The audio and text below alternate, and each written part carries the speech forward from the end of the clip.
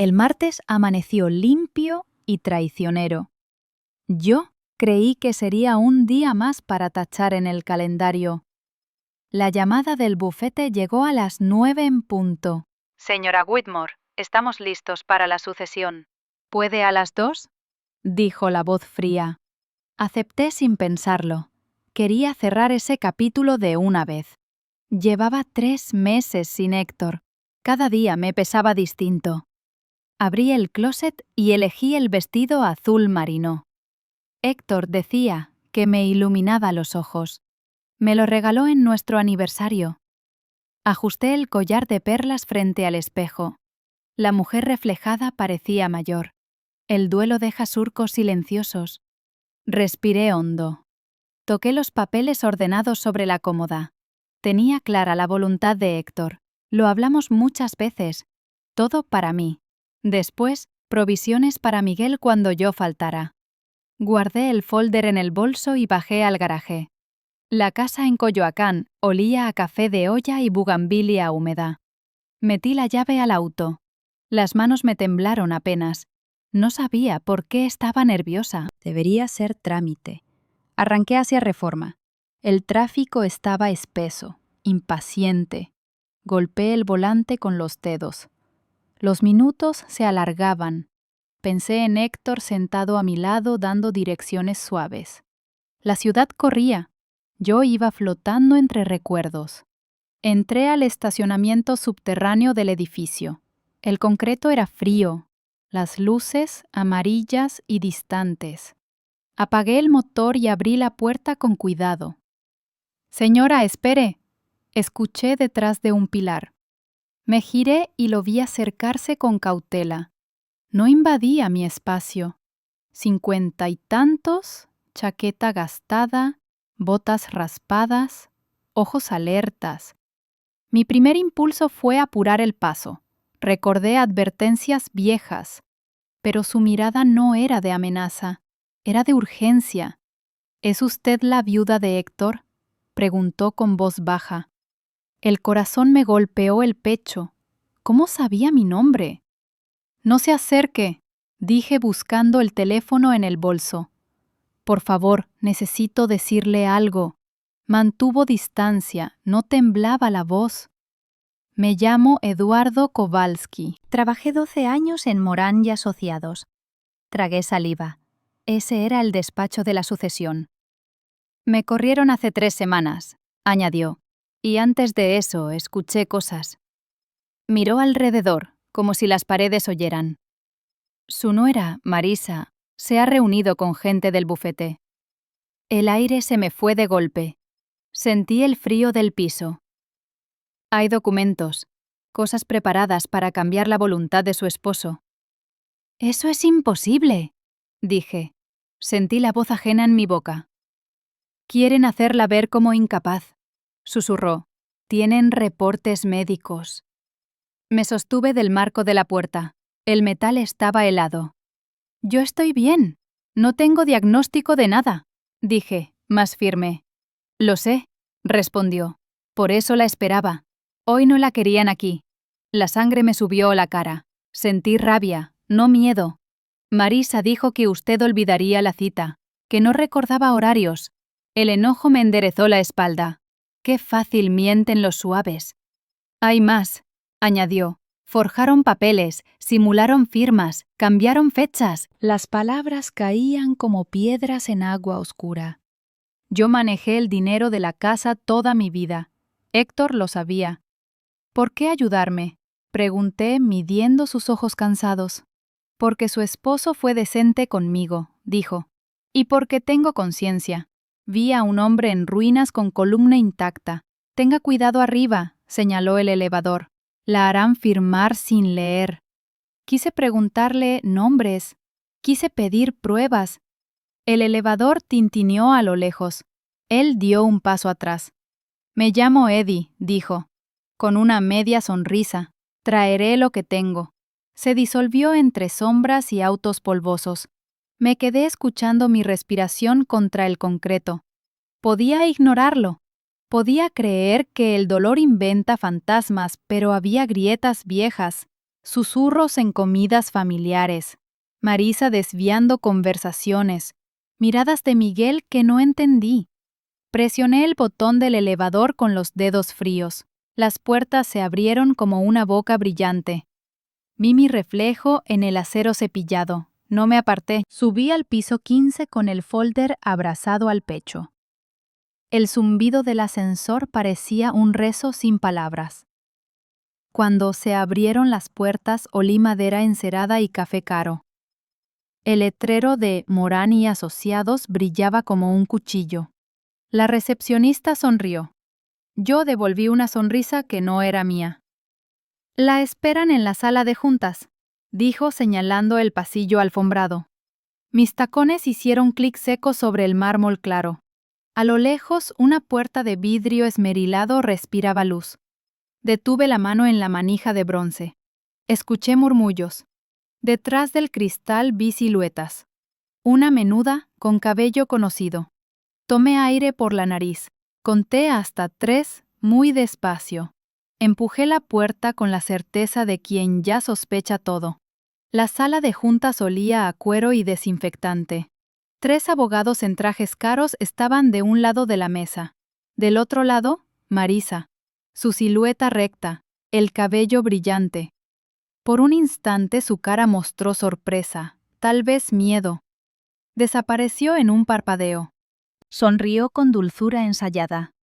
«Doña Mireya, no pensé que vendría hoy», dijo. Ese tono me confirmó todo lo que Eddie había contado. «Por supuesto que vine», respondí manteniendo la voz firme. «Esto es la herencia de mi esposo». El licenciado Morán señaló la silla vacía frente a ellos. «Por favor, siéntese. Tenemos documentos que necesitan su firma». Me acomodé con calma. Sentí el cuero frío bajo las manos. Marisa giraba su anillo sin mirarme a los ojos. «Antes de firmar», dije colocando mi bolso sobre la mesa. «Quiero entender de qué se trata». Morán y sus colegas intercambiaron miradas rápidas. «Su esposo hizo enmiendas a la voluntad en sus últimas semanas», dijo. «¿Qué tipo de enmiendas?», pregunté, cortante. Marisa alzó la vista, fingiendo preocupación. Héctor estaba inquieto por su salud. Creía que olvidaba cosas, dijo con voz suave. Las palabras fueron un golpe en la cara. Morán deslizó un folder hacia mí. «Aquí están los reportes médicos y declaraciones de familiares». Abrí el folder. Las manos me temblaban. Papeles con fechas recientes, supuestos reportes, fotografías, y entre ellos, un escrito con la letra de Marisa. Se puso muy alterada al hablar de las compras. No recordaba cuánto gastó. Leí en voz alta. El papel casi se me cae. «Esto es mentira. Jamás acusé a Miguel de robarme», dije. «Sí lo dijo», insistió Marisa. «Todos estábamos preocupados». La miré como si fuera una desconocida sentada en su lugar. «¿Qué arreglos hicieron?», pregunté. Morán aclaró la garganta. «Se estableció un fideicomiso. Miguel sería el fiduciario. Usted recibiría apoyo mensual». La sala dio vueltas. Apreté el borde de la mesa. ¿Está diciendo que Héctor no confiaba en mí para manejar dinero? «No se trata de confianza», respondió Marisa con prisa. «Es por su protección». Inspiré hondo. Abrí los ojos. Vi algo que me heló. En la esquina de la sala, un pequeño dispositivo rojo parpadeaba. «¿Están grabando esta reunión?», pregunté. Los abogados se removieron incómodos. «Es práctica estándar», dijo uno. «¿Grabar a una viuda sin su consentimiento?», repliqué. Antes de que respondieran tocaron la puerta. La secretaria asomó la cabeza. «Licenciado, hay alguien que insiste en verlo. Dice que es urgente». «Estamos en junta», respondió Morán. «Dice llamarse Eduardo Kowalski», añadió ella. El rostro de Marisa se descompuso. Perdió el color. «No lo conozco», dijo Morán. «Dígale que vuelva después». Me levanté despacio. Quiero escucharlo, dije. No es necesario, protestó Marisa, la voz aguda. Pero ya era tarde. Eddie entró con paso firme. Perdón la interrupción, dijo, mirándome. Traje algo que debe ver. Morán se puso de pie, tenso. Está invadiendo propiedad privada. Llamaré a seguridad. Llame, contestó Eddie. Pero primero la señora debe ver esto. Sacó de su bolso una carpeta manila. Copias del testamento original de su esposo, sin alteraciones. El silencio pesó como piedra. Mi corazón martillaba. Eddie puso los documentos frente a mí. También los reportes médicos verdaderos. Ninguno cuestiona su capacidad. Marisa se puso de pie de golpe. Sus piernas titubearon. No me siento bien, murmuró. Siéntese, ordené, con una dureza que no sabía que tenía. Eddie abrió las hojas. Explicó cada firma, cada sello. Su esposo nunca modificó la voluntad, dijo. Ellos falsificaron todo. Morán protestó, balbuceando. Tenemos testigos de las preocupaciones del señor Whitmore. ¿Los testigos que ustedes pagaron? Replicó Eddie. También tengo recibos. Marisa se desplomó en la silla. Sus ojos buscaban salida. ¿Por qué? Pregunté en voz baja. Las deudas, susurró. La casa, el negocio, todo está hipotecado. ¿Y pensaron robarme? Terminé por ella. Eddie me entregó el testamento original. La firma de Héctor, clara, viva. Las lágrimas me nublaron la vista. Vamos a llamar a la policía, dijo Eddie sacando el celular. Marisa dejó escapar un sollozo y se desmayó de verdad esta vez. Yo no sentí lástima. No por ella. No ahora. La policía llegó en menos de 20 minutos.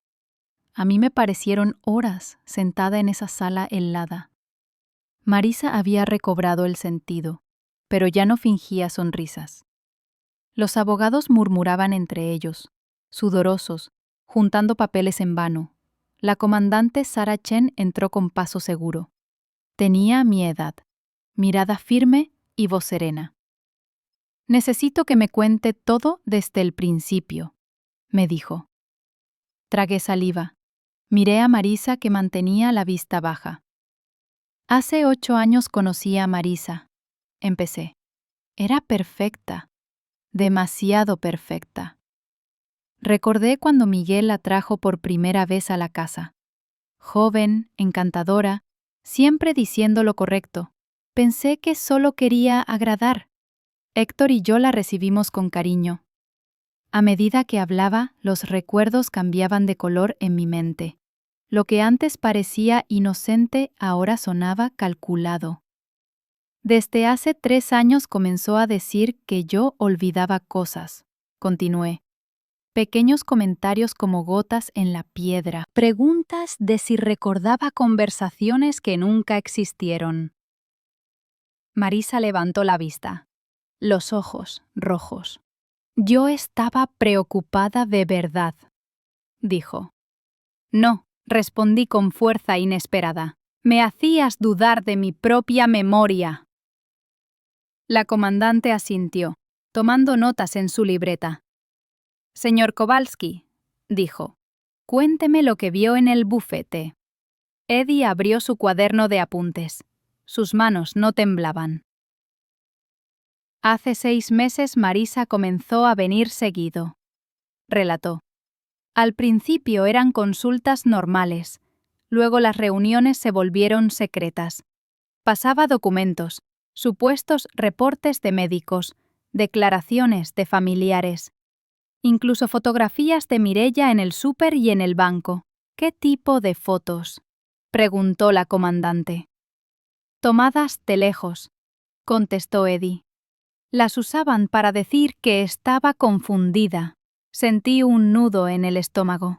Era como si me hubieran vigilado.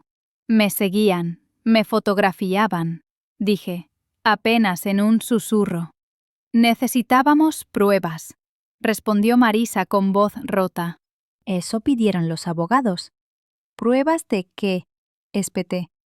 ¿De qué vivía mi vida normalmente? La comandante se volvió hacia mí. ¿Sabía usted si su hijo tenía problemas económicos? Negué con la cabeza. Siempre parecía que les iba bien, dije. Vacaciones costosas, casa grande en Interlomas, coche último modelo, todo con deuda, interrumpió Marisa amargamente. 2 hipotecas, tarjetas de crédito al tope, más de 5 millones de pesos. El número me golpeó el pecho. 5 millones. El negocio de Miguel lleva 2 años en caída, continuó. Él nunca se lo dijo. Héctor les habría ayudado, murmuré. No necesitaban hacer esto. No era robo, replicó Marisa sin fuerza. Usted tendría todo pagado. Eddie soltó una risa seca. El fideicomiso le daría 680,000 pesos al año. El resto para pagar sus deudas. Todo en 5 años. La traición era más profunda de lo que imaginé. No solo querían mi dinero, querían controlar mi vida entera. ¿Miguel sabe?, pregunté. Marisa dudó, y esa pausa lo dijo todo. Sabe de las deudas, admitió, pero cree que el testamento fue cambiado de verdad. Ha escuchado mis historias durante meses. Pequeños relatos de supuestos olvidos, supuestos descuidos. Lo convencí de que Héctor estaba preocupado por usted. El mundo me giró alrededor. Mi propio hijo dudaba de mí. ¿Qué historias?, pregunté con voz dura. Que dejó la estufa encendida, que se perdió en el camino al súper, que acusó al cartero de robo, que escondía dinero y lo olvidaba. Cada mentira era una bofetada en el alma. Nada de eso pasó, dije. Lo sé, susurró ella. La comandante cerró su libreta. Necesito que me acompañe a la fiscalía para su declaración formal. Miró a los abogados. También investigaremos la participación del despacho. Morán alzó las manos, pálido.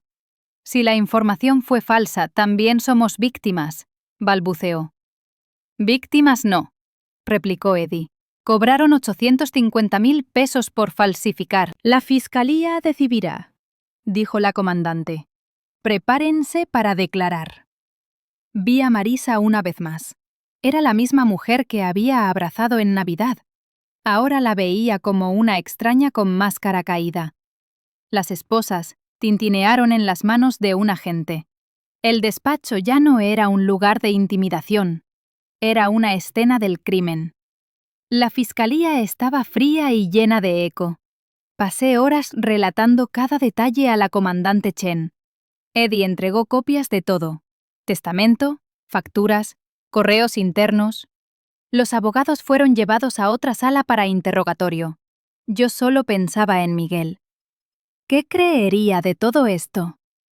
3 días después, el teléfono sonó 17 veces. No contesté ninguna. No podía oír su voz aún. A la segunda visita, Eddie llegó con café de olla. ¿Cómo está, doña Mireya?, preguntó preocupado. No sé, respondí, más cansada que triste. Él dejó la carpeta sobre la mesa de la cocina. Aquí están las pruebas completas, para que las guarde. Lo miré. Un hombre que dormía en su coche ahora era mi guardián. El timbre sonó puntual a las 2 de la tarde. Miré por la mirilla. Miguel en la puerta, ojeroso, el cabello en desorden. Al lado, Marisa, más pequeña que nunca. Abrí, pero no los invité a pasar. Mamá, dijo Miguel. La voz se le quebró en una sola palabra. Necesitamos hablar. Lo estudié. Buscaba al hijo que crié. Estaba detrás de esa cara cansada. ¿De veras?, pregunté sin expresión. Por favor, déjanos pasar, suplicó. Déjanos explicarte. Me hice a un lado. Ellos entraron al mismo sillón que compramos Héctor y yo hace 15 años. El mismo donde recibimos a Marisa la primera vez. Donde reímos tantas Navidades. Ahora pesaba de mentiras. Miguel no esperó. La comandante me contó todo, dijo. Las pruebas, las firmas falsas. Yo no tenía idea, lo juro. Me quedé de pie, brazos cruzados. Pero sabías de las deudas, dije. Bajó la cabeza. Sí, nos estamos ahogando, mamá. Negocio, tarjetas, hipotecas, y me dio vergüenza decírtelo. Pensé que podría arreglarlo. ¿Y cuando Héctor enfermó? Pregunté. Comencé a pensar en la herencia, admitió dolido. Pero no así. Marisa habló por primera vez. Su voz era un hilo. Miguel, dile toda la verdad. Él se pasó las manos por el cabello. Cuando papá recibió el diagnóstico, empecé a temer por ti. Tengo 64, Miguel, no 90, dije, cortante. Lo sé, pero Marisa decía que te veía confundida, que papá le comentó que le preocupaba dejarte tanta responsabilidad. Sentí la ira hervir otra vez. ¿Qué cosas?, pregunté. Cuando cancelaste la cena de Navidad, cuando olvidaste el nombre del perro del vecino, cuando pusiste la leche en la alacena. Lo miré incrédula. Miguel, tú cancelaste la cena porque Marisa se enfermó. El perro se llama Canela y lo sé muy bien. Y una vez poner leche en la alacena no me vuelve incapaz. Él me miró con los ojos abiertos, desarmado. Pero Marisa dijo... Marisa mintió, dije, la voz como piedra. Ella comenzó a llorar sin sonido. Torcí las cosas, admitió. Hice que parecieran síntomas. Miguel se dejó caer en el sillón. El golpe seco resonó. ¿Por qué?, preguntó, deshecho. Porque teníamos miedo, respondió ella. Pensé que si creías que tu mamá necesitaba ayuda, aceptarías manejar el dinero. ¿Manejarlo?, dije. ¿O robarlo? No, protestó Marisa. Te íbamos a cuidar. Con 680,000 pesos al año, repliqué, mientras gastaban el resto. Miguel me miró horrorizado. ¿De qué hablas? Pregunta por el fideicomiso que tu esposa pidió al bufet, respondí. Vi cómo se le iba el color del rostro. Marisa, dijo apenas un murmullo. Dime que no es verdad. Ella no pudo sostener su mirada. Miguel se puso de pie de golpe. ¿Era cierto?, exigió con la voz rota. El abogado dijo que era la mejor forma de proteger a todos, susurró Marisa. ¿Protegernos?, gritó Miguel. ¿Planeabas robar la herencia de mi madre? Estábamos ahogados, respondió ella, la voz quebrada. Tu negocio se caía y tú no pedías ayuda. ¿Y tu solución fue destruir a mi mamá? Miguel se llevó las manos al rostro. La rabia se le mezclaba con dolor. Yo lo observaba en silencio. El nudo en mi pecho era grande, pero mis ojos estaban secos. Miguel, dije más tranquila, siéntate. Él obedeció como si fuera un niño. El sillón lo tragó. Quiero que entiendas algo, continué. Tu padre nunca dudó de mí. Nunca cambió su testamento. Siempre confió en que yo manejaría todo. Las lágrimas de Miguel cayeron como un niño de 10 años. Perdón, mamá, dijo. Perdón por dudar de ti. Debiste confiar más en mí que en ella, dije. Pero es hábil. Miré a Marisa que se secaba el rímel corrido. ¿Cuánto tiempo llevas planeando esto?, pregunté. Desde que la deuda nos rebasó, admitió. Hace 2 años. El patrimonio de Héctor vale 34 millones de pesos, dije. Ese dinero es su vida de trabajo, para que yo viva tranquila. Tú no necesitas tanto, replicó Marisa, un destello de resentimiento. Vives simple, no viajas, no gastas. Ahí estaba su verdadera cara, la que creía merecer el dinero más que yo. Miguel la miró como si la viera por primera vez. ¿Cómo puedes pensar así?, preguntó con asco. ¿Cómo creíste tener derecho? Porque lo necesitamos, gritó ella. Porque tú fuiste demasiado orgulloso para pedir ayuda. ¿Y entonces mejor la robamos?, dije, el tono helado. El silencio llenó la sala. Solo se escuchaba el tic del reloj. Miguel respiró hondo. ¿Qué pasa ahora?, preguntó apenas audible. Yo llevaba 3 noches sin dormir pensando lo mismo. ¿Quería justicia? ¿Castigo? ¿O algo que no se podía definir? Algo como recuperar la confianza que quizá no volvería. Quiero la verdad, dije. Toda la verdad. Cada mentira, cada momento en que dudaste de mí. Miguel me miró con ojos enrojecidos. Te contaré todo lo que sé, prometió. Pero créeme, yo pensaba que te protegía. ¿Cómo? Pregunté. ¿Qué te dijo exactamente?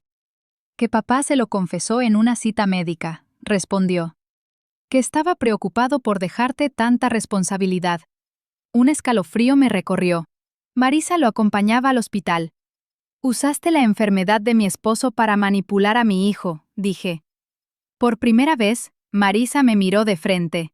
Héctor nunca dijo nada, pero estaba tan débil, fue fácil sugerir cosas. ¿A quién? Pregunté. A Miguel, admitió. Le decía que Héctor estaba preocupado por ti. Cada palabra era una puñalada. ¿Qué más? Pregunté. Mi voz era un hilo, pero no temblaba. Comencé a observar todo, dijo. Cada vez que buscabas las llaves, cada vez que pedías repetir algo. Lo convertía en señales de demencia. Y Miguel me creía. Él asintió abatido. Ella era sutil, explicó. Nunca decía directo que estabas mal, lo insinuaba, como si se preocupara, y terminé creyendo que había un patrón. Pensé en los últimos meses, en las veces que la vi observándome en silencio, las fotografías, las pruebas inventadas. ¿Cuándo empezaste a seguirme? Pregunté. Hace 4 meses, contestó. Los abogados dijeron que necesitábamos documentación. ¿Planeaban declararme incapaz? Pregunté. No, se apresuró Miguel. Hablamos de ayudarte a manejar las cosas. Eso es lo mismo, replicó Marisa. Un juicio de interdicción la protegería. ¿Protegerme? Escupí. O vaciar la cuenta de tu suegra. Miguel se puso pálido. No entendía que eso pasaría, murmuró. El silencio volvió a caer, pesado como piedra. Yo ya no veía a una pareja, veía 2 extraños sentados en mi sala. El aire en la sala estaba denso, casi irrespirable. ¿Saben qué significa esto? Dije con calma gélida. Miguel bajó la mirada. Marisa apretó los puños en el regazo. La fiscalía tiene pruebas de falsificación, continué. Habrá consecuencias. Miguel se llevó las manos al cabello. ¿La van a meter a la cárcel? Preguntó con voz rota. Eso depende de ella, respondí. Si coopera, puede negociar un acuerdo. Marisa alzó la vista por primera vez en minutos. ¿Qué tipo de acuerdo? Susurró. Cooperación plena, dije. Testificar contra los abogados. Devolver el dinero pagado. Si no, la acusación será completa. Fraude, falsificación, asociación delictuosa. Marisa se hundió en el sillón. Su respiración era entrecortada. Yo no quería llegar tan lejos, balbuceó. Pero lo hiciste, dije. Cada palabra era un golpe. Miguel cerró los ojos. El dolor se le notaba en la mandíbula tensa. Mamá, es mi esposa, dijo. La amo. El amor no siempre basta, respondí, suave pero firme. La confianza es la base de cualquier relación, y ella te mintió. Te hizo dudar de mí. Usó tu cariño contra los dos. Puedo cambiar, dijo Marisa, desesperada. Puedo demostrar que no soy así. ¿De veras? Pregunté. Esto no fue un impulso, fueron meses de planeación. Meses de vigilarme, de inventar historias, de fabricar pruebas. La casa estaba en silencio, excepto por el ruido lejano de los autos. ¿Qué quieren de mí? Preguntó Miguel con voz quebrada. Que elijan, dije. Ambos. Elijan quién quieren ser a partir de ahora. Personas que enfrentan las consecuencias o personas que siguen excusándose. No era la respuesta que esperaban, pero era la única que tenía. No podía obligar a Miguel a dejarla. No podía obligar a Marisa a ser distinta. Solo podía decidir qué aceptaría yo en mi vida. Y ya no estaba dispuesta a aceptar traiciones disfrazadas de amor. Miguel apretó los labios. Marisa lloraba en silencio. Yo me quedé de pie, firme, esperando su decisión. No hubo respuesta esa noche, solo miradas vacías y pasos pesados al salir. 6 meses después, el aire de octubre era fresco en Coyoacán. Me senté en el jardín con una taza de café de olla. Las hojas del fresno cambiaban de color, igual que mi vida. Marisa aceptó el acuerdo de la fiscalía: 3 años de libertad condicional, 500 horas de servicio comunitario en un banco de alimentos y la restitución de los 850.000 pesos pagados al bufete. Morán y sus socios no tuvieron tanta suerte: 4 y 2 años de prisión. Eddie fue pieza clave en el juicio. Su testimonio derrumbó la defensa. El proceso legal terminó, pero el dolor tardó más en irse. Miguel se mudó a un pequeño departamento en la Roma. 3 semanas después de aquella noche, empacó y dejó Interlomas. «Necesito entender quién soy sin ella», me dijo en nuestra primera cita de café.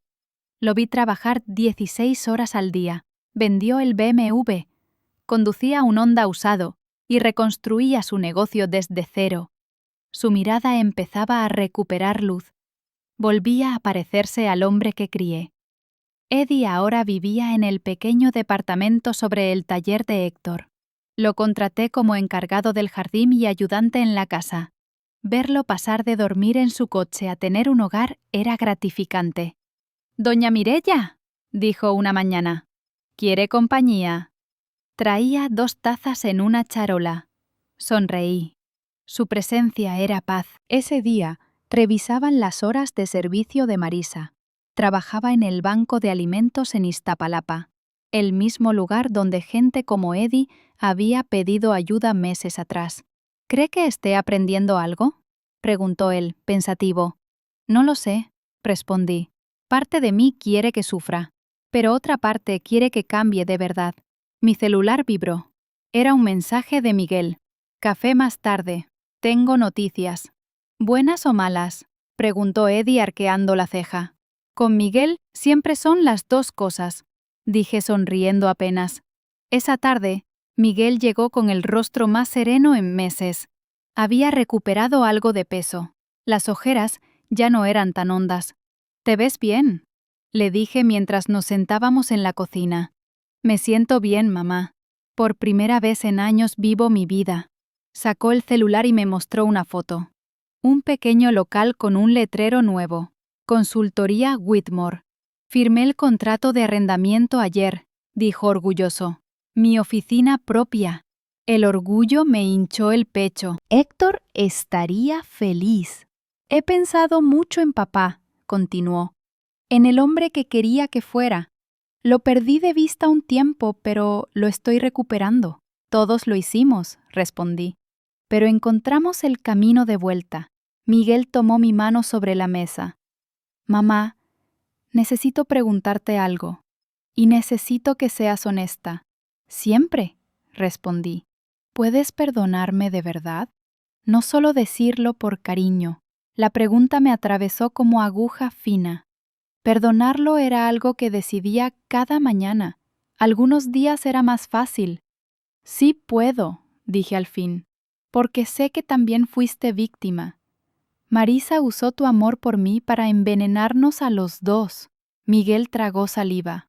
Los ojos se le humedecieron. «Siento que fue mi culpa. Debí conocerte mejor». «Sí, debiste», admití, «pero no lo hiciste. Y no podemos cambiarlo. Lo que sí podemos es construir algo nuevo, paso a paso». «¿Y si vuelvo a fallar?», preguntó. «Entonces lo enfrentaremos juntos», dije sonriendo. «Ya no eres el mismo». El silencio en la cocina era cómodo. Pesaba menos que hace meses. «¿Y Marisa?», preguntó por fin. Me quedé mirando la taza vacía. Esa era la pregunta difícil. «No lo sé», respondí. «Lo que hizo fue cruel, planeado. Dijo que había cambiado. Tal vez sea cierto, pero perdonar no es lo mismo que confiar.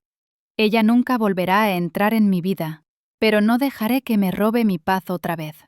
Miguel asintió. Creo que por fin entendió. Al despedirse, el cielo estaba pintado de naranjas y violetas.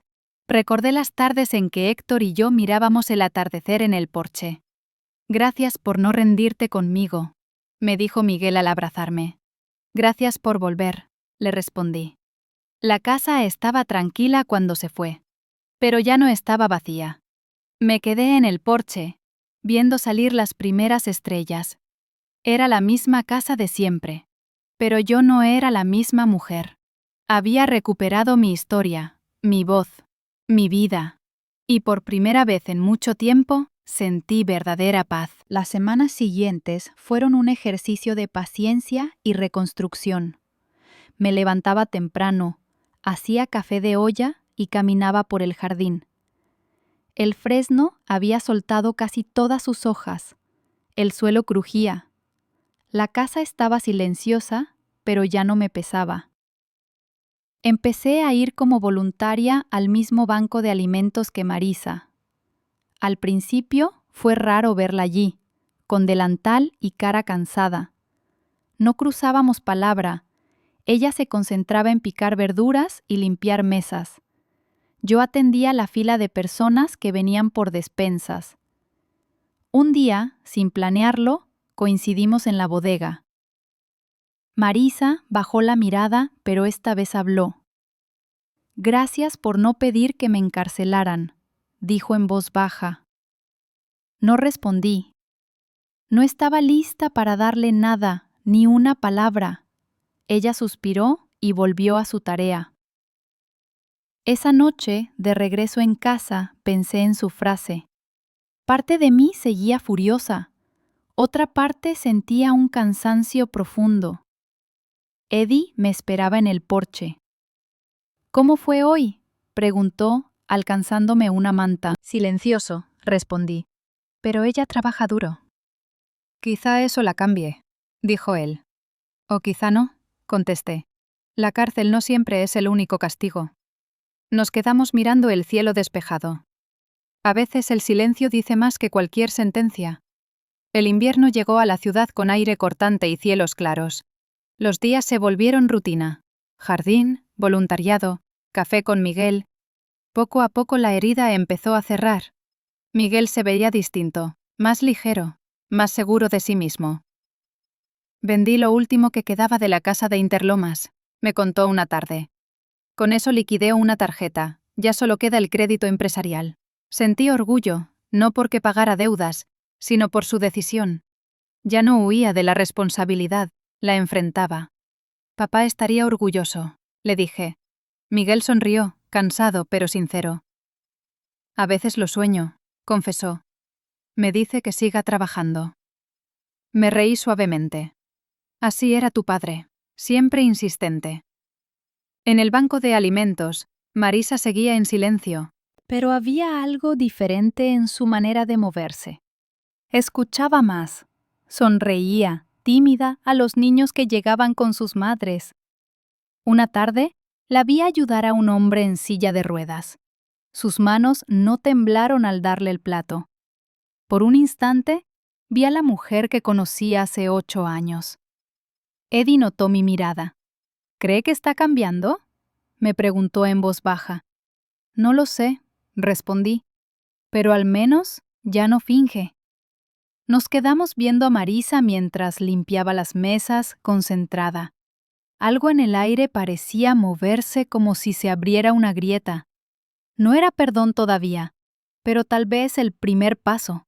Enero trajo un frío limpio y mañanas soleadas. El fresno estaba desnudo, pero pequeños brotes verdes asomaban en las ramas. Sentí que era una señal de lo que venía. Miguel me visitaba cada domingo por la tarde. Nos sentábamos en la cocina con pan dulce y hablábamos de todo. «Abriré la oficina el próximo mes», me dijo emocionado. «Ya tengo mis primeros clientes firmados». Sus ojos brillaban de entusiasmo. Era el Miguel que recordaba. «No vuelvas a cargar todo solo», le pedí. «Si algo pasa, me dices». «Lo prometo, mamá», respondió apretando mi mano. En el banco de alimentos, Marisa había dejado de evitarme. No hablábamos mucho, pero se acercaba a saludar con un «buenas tardes». Un día, mientras acomodábamos cajas, se detuvo de pronto. «Mireia», dijo, usando mi nombre por primera vez sin titubeo. La miré en silencio. «Estoy haciendo todo lo que me piden», continuó. «Horas extras si es necesario». Asentí. No era disculpa, pero era algo. No lo hago para usted, aclaró. Lo hago porque ya entendí lo que perdí. La frase me sorprendió. Sonaba sincera. No respondí. Solo seguí apilando latas en silencio. Esa noche, en casa, me quedé pensando en sus palabras. Por primera vez no sentí rabia, solo un cansancio sereno. Tal vez el tiempo estaba haciendo su trabajo. Febrero llegó con cielos azules y tardes templadas. La rutina en el banco de alimentos ya no pesaba tanto. Las personas me conocían por mi nombre, me sonreían al llegar. Marisa seguía cumpliendo su servicio sin quejarse.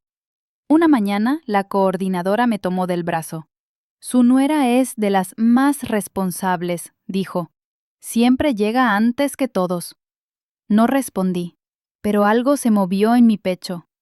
Ese mismo día, al terminar la jornada, Marisa se me acercó. Escuché que Miguel abrió su oficina, dijo en voz baja. Asentí. Me alegra por él, agregó. Sus ojos tenían un brillo distinto. No te atrevas a usar eso para acercarte, respondí, sin dureza pero firme. Ella bajó la cabeza. No lo haré. Solo quería que lo supiera.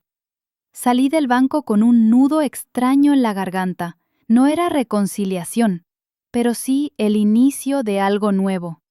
Al llegar a casa, Eddie estaba regando el jardín. Se ve diferente últimamente, comentó. Tal vez esté empezando a entender, dije. Él sonrió. A veces eso es peor que el castigo, vivir sabiendo lo que hiciste. Nos quedamos en silencio, mirando cómo el agua oscurecía la tierra. Las primeras flores pequeñas empezaban a abrirse. Marzo trajo viento tibio y olor a jacarandas en flor.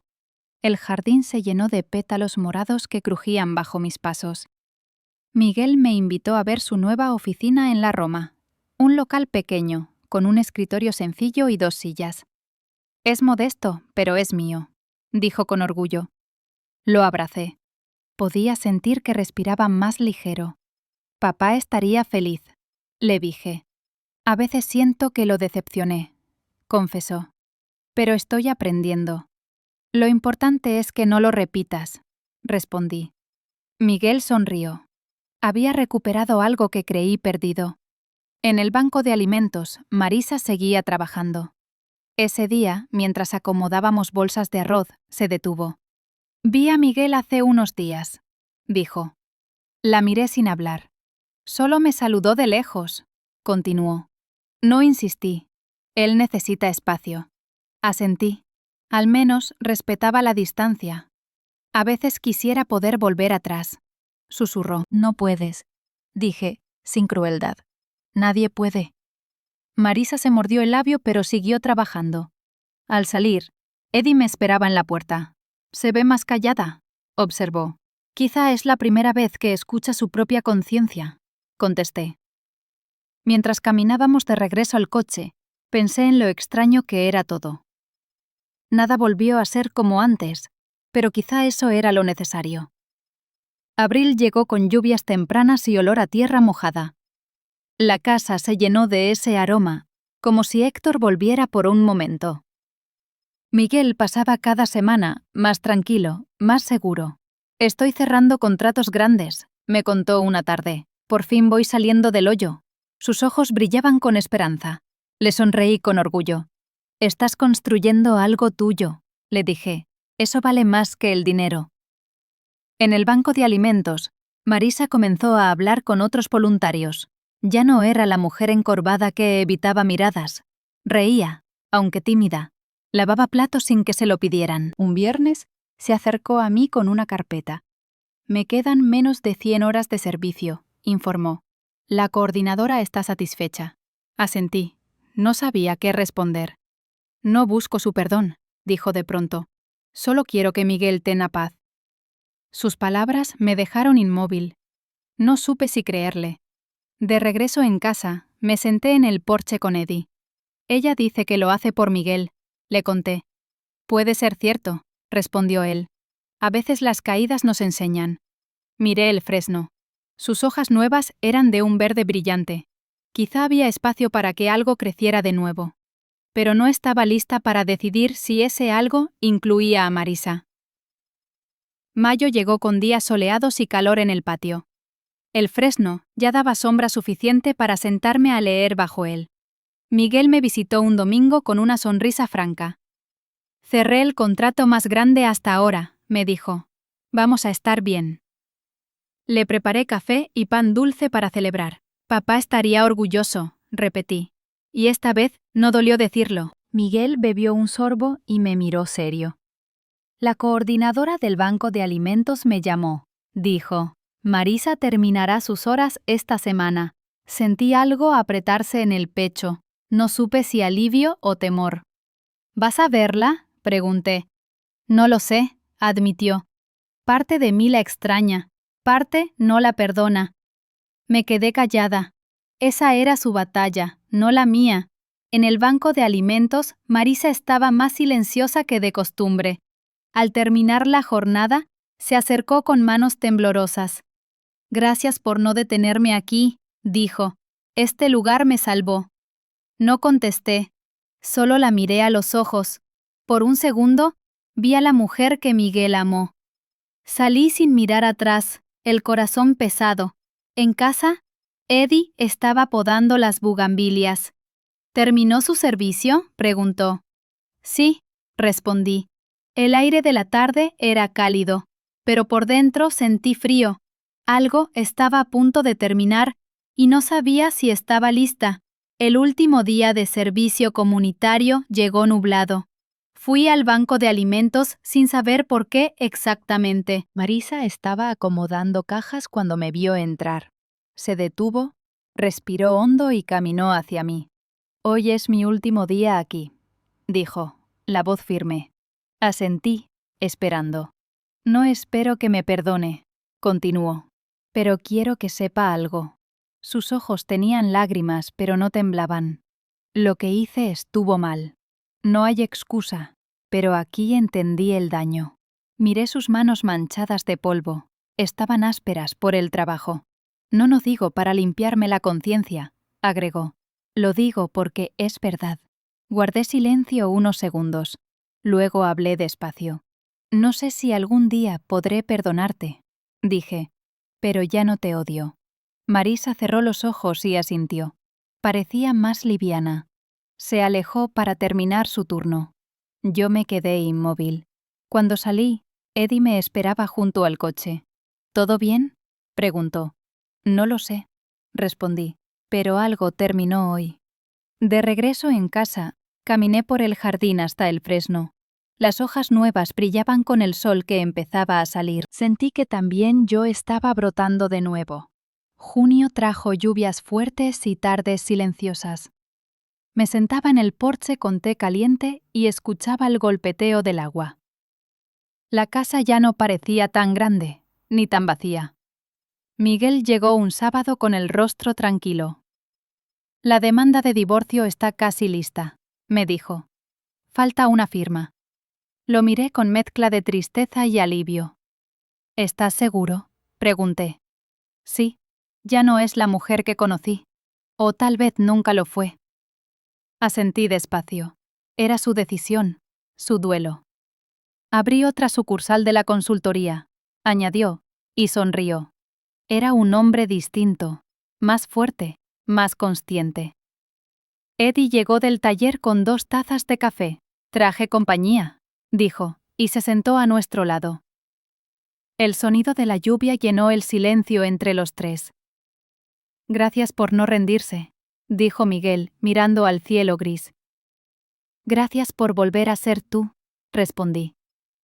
Después de que se fue, recorrí la casa. Toqué las paredes, los muebles, las fotografías. Era el hogar que Héctor y yo construimos, y seguía en pie. Me senté en el porche cuando el cielo empezó a abrirse. Los últimos rayos de sol pintaron el jardín de dorado. Respiré hondo y sentí algo nuevo. No la felicidad fácil, sino la paz de saber quién soy. Había sobrevivido a la traición, al dolor y al miedo. Había defendido la memoria de Héctor y mi propia voz. El futuro estaba abierto. Y por primera vez en mucho tiempo no tenía miedo. El fresno goteaba luz de lluvia y yo sonreí.